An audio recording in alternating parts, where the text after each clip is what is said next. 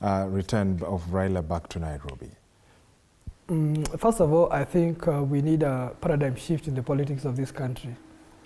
And according to the post you have read, it doesn't matter whether it's verified or not, because that, for me, that's a vibe that I did not need someone to say, and I had foreseen it before.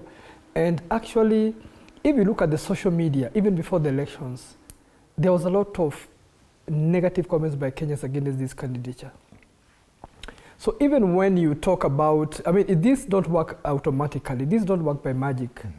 If you do not cultivate your own citizens to be your goodwill ambassadors out there, you cannot oppress people and then you expect them to go and sing praises out there, okay?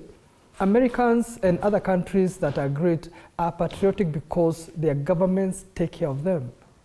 That's why we are running with green cards in the US, because you know that you go there and stay for 2 years, you make money than what you can make here in 10 years, and you are highly educated and so forth, because the government has made sure that it has empowered its people.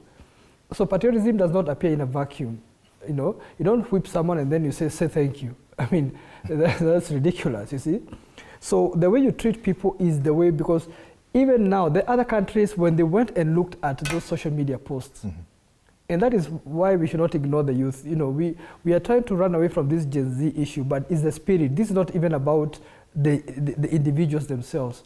The Gen Z is a spirit.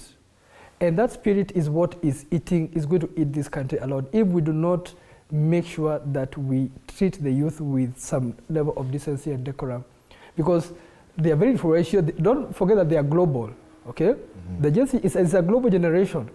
And with social media now, things are flowing like this.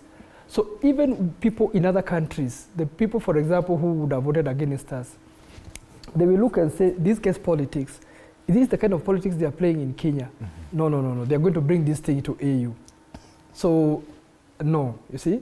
For me, that's what I see as a fact. So, Kaluma's statement is, of course, self-defeatist. It just shows that sense of entitlement, that instead of trying to say, okay, fine, in fact, we should be magnanimous in defeat, just like you should be magnanimous in victory.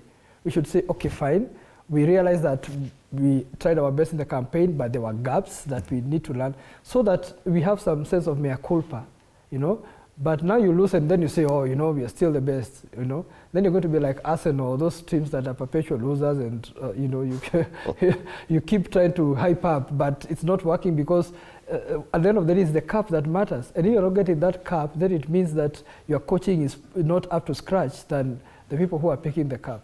So Arsenal fans know where. No, let's not. At least I'm not talking about Gor Mahia. Those ones are the ones that I would fear in the AFC reparts, But those ones you can go and get me in the UK. But basically, what I'm saying is that we need to put our house in order. Let us not take these things, because that is what we do. We heap, we throw it under the carpet. So the kind of rot that we are going to unearth years from now, it's going to take a lot of time to mend, because we should now stop and say, okay, excuse guys, I think there's a problem here. What can we do to change the attitude of Kenyans, so that next time we are seen as one, as one nation? Because as it is now, we all know that we are not one nation.